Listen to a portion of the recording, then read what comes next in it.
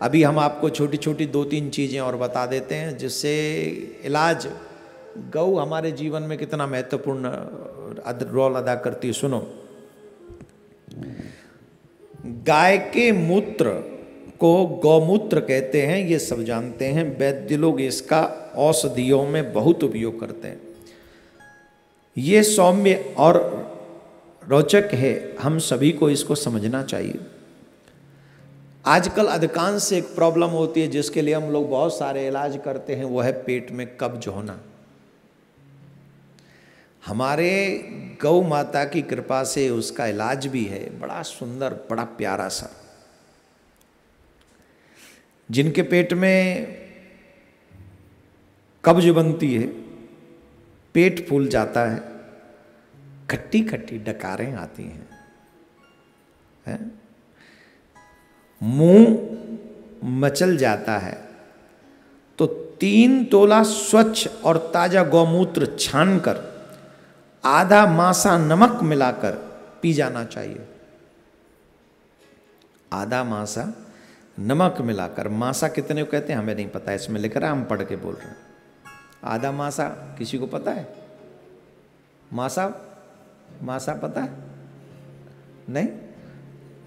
अच्छा, अब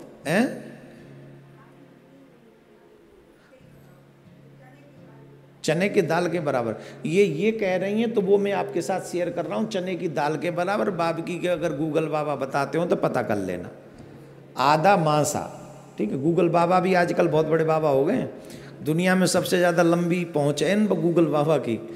तो आधा मासा नमक मिलाकर ताजा गौमूत्र में, कितना, वो 3 तोला होना चाहिए गौमूत्र, वो भी ताजा, वो भी छान कर, उसमें जो नमक मिलाकर, कितना, अरे कांगो, हाँ, उसमें आधा मासा नमक मिलाकर पी जाना चाहिए। थोड़ी ही देर में, या मैं तो बहुत अच्छा शब्द लिख रहा हूँ आप थोड़ी देर बाद आप टॉयलेट वगैरह जाएंगे, 2-4 बाद में पेट आपका एकदम सही हो जाएगा, सॉलिड हो जाएगा। लिखने वाले ने भी पूरा गजब ही कर दिया राधे राधे बोलना पड़ेगा। छोटे बच्चों के पेट फूलने पर उन्हें गौमूत्र पिलाए। उनके अनुसार साधारणतः 1 वर्ष के बच्चे को 1 चम्मच गौमूत्र नमक मिलाकर पिला देना चाहिए। तुरंत पेट जो है उनका ठीक हो जाएगा। पेट में कृमियों को मिटाने के लिए, जैसे आपने देखा होगा कई लोगों के पेट में कीड़े होते हैं, ये बच्चों को अधिकांश प्रॉब्लम होती है, ध्यान से सुने। वो खाते भी हैं तो उनको लगता नहीं है। कई परिवारों में ये समस्या है कि वो बच्चे तो हैं और खाने पीने की कई व्यवस्थाएं हैं, लेकिन उनके पेट में कीड़े होते हैं। वो जो भी खाता, अब बच्चे खाते भी ज़्यादा ऐसे, लगता नहीं है, उनका शरीर को लगता नहीं है, उनका शरीर पनपता नहीं है। तो उन बच्चों के, जिनके बच्चों के पेट में कीड़े हों, उन्हें एक प्रयोग करना चाहिए। मिटाने के लिए गौमूत्र से बढ़कर कोई दूसरी औषधि नहीं है। 2 तोला गौमूत्र चने के बराबर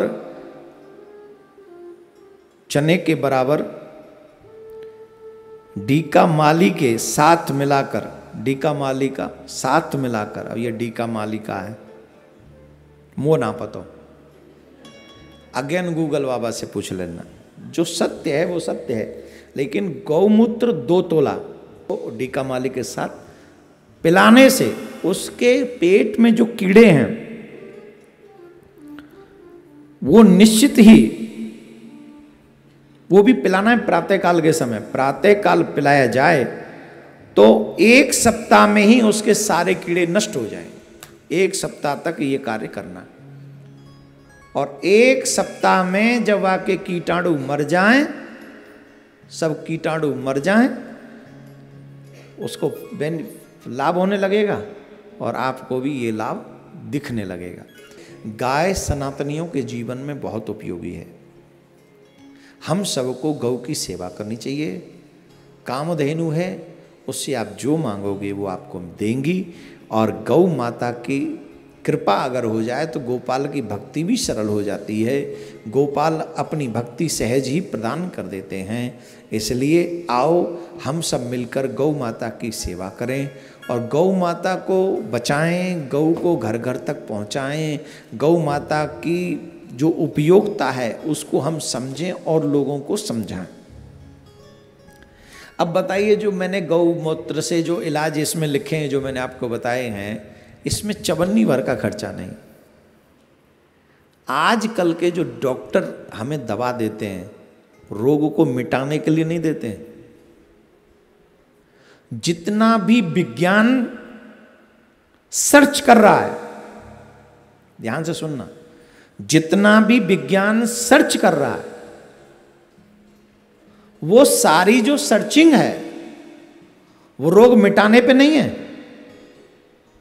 रोग को रोकने के लिए है, आगे न बढ़े और जीवन भर दवा चलती रहे। दवा चलती रहेंगी तो इनका काम चलता रहेगा। बताओ, रोग मिटना चाहिए कि दवा चलते रहना चाहिए, मरना नहीं चाहिए आदमी? हैं? ये इलाज काय बात का करते हैं? दवा चलती रहे। शुगर की दवा आजीवन चलेगी, ब्लड प्रेशर की दवा आजीवन चलेगी, और वो कहा है जो बढ़ जाए का है कभी कभी, हाँ वो हाइड वाइड थाइड वह देखो वह की दवा जीवन भर चलेगी। इतनी समस्याएं, लेकिन हमारे ऋषियों का जो विज्ञान है, उस विज्ञान में आपके प्रत्येक रोग का समाधान है, जड़ मूले न समाप्ति है।